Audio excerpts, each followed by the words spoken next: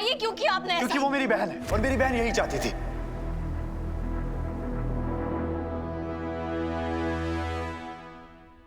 क्या मतलब है आपका? मेरा मतलब है कि पूनम भाभी यही चाहती थी कि मैं वीरू भैया को जेल से निकल पाऊं, क्योंकि उन्होंने मेरे हाथ में राखी नहीं बांधी बल्कि मेरे हाथ ही बांध दिए थे।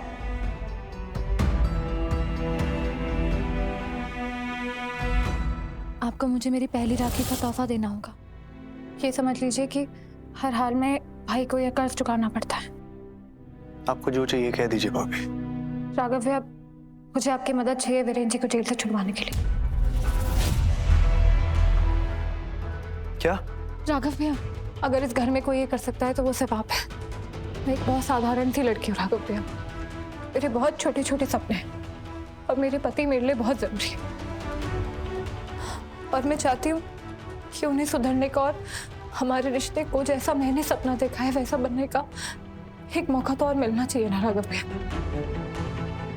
और जिस तरह रीत ने मेरे हालातों को एक खबर बनाकर पूरी दुनिया के सामने तमाशा बना दिया,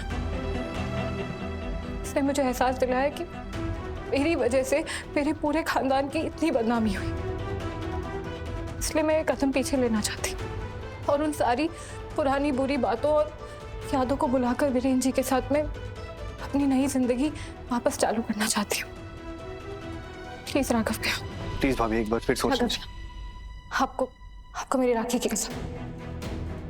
प्लीज प्लीज राघव भैया, मेरी मदद कीजिए।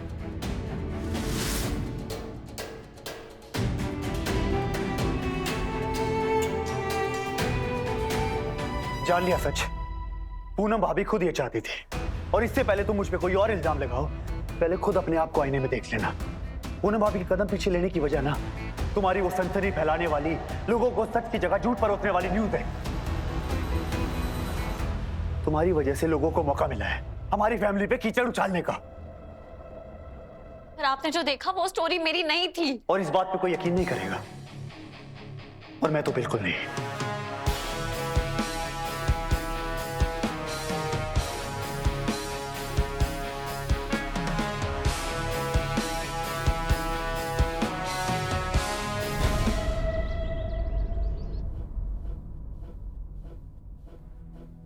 राघव सर, उस स्टोरी की वजह से हमारे बिजनेस को बहुत नुकसान हो रहा है। कई सारे इन्वेस्टर्स ने अपनी फंडिंग तक रोक दी है।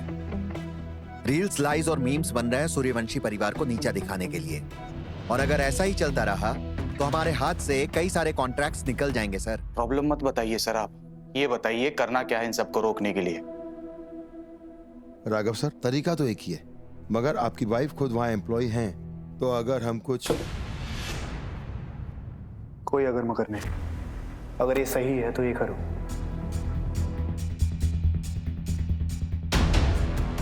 भाई पक्का ना?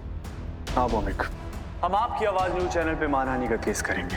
उसके बाद या तो वो न्यूज चैनल झुकेगा या बिकेगा। ओके सर, मैं केस के पेपर्स रेडी करता हूँ। आइए।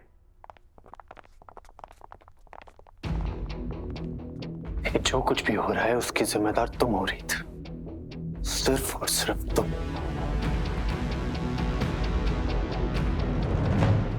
दूध डालो। हाँ, बस बस बस बस, ओके। अब इसको धीरे धीरे चलाओ। बिग सिस्टर लॉ, मैं बहुत खुश हूँ। आप मुझे सारी नई नई डिशेस बनाना सिखा रही हो, वो भी जो आप बेस्ट बनाती हो। मैं तो सिर्फ कानून का पालन कर रही हूँ। है मतलब तुम मेरी देवरानी हो और ससुराल में जेठानी का काम होता है देवरानी का ख्याल रखना। हाँ।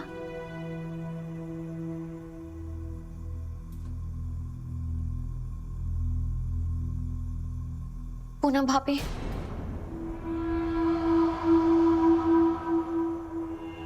भाभी एक मिनट।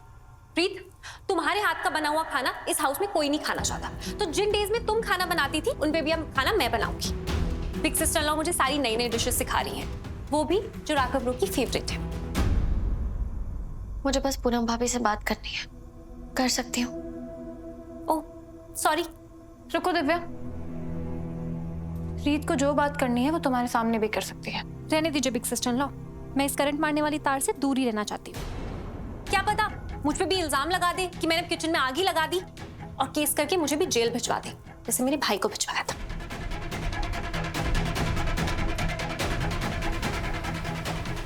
आप ही बात कीजिए।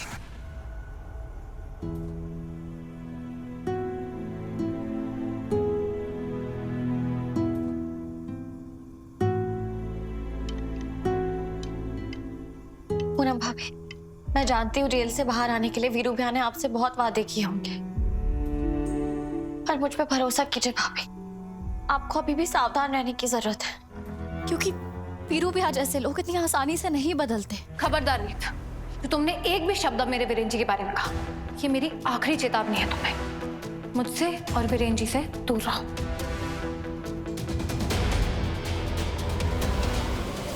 भाभी, आप अकेली इंसान हैं इस घर में, जिससे मैंने सिर्फ रिश्ता नहीं जोड़ा था बल्कि दोस्ती भी की थी। आप मुझे खुद से पराया मत कीजिए प्लीज। गलती करती तुमसे रिश्ता जोड़ के, और अब तुम कुछ नहीं हो मेरे लिए, तो मेरी जिंदगी में दखल देना बंद कर दो।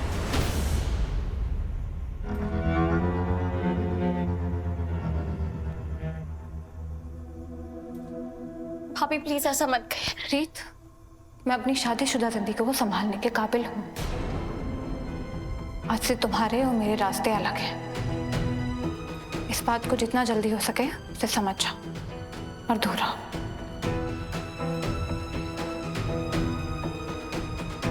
पूनम भाभी, पूनम भाभी, पूनम भाभी प्लीज।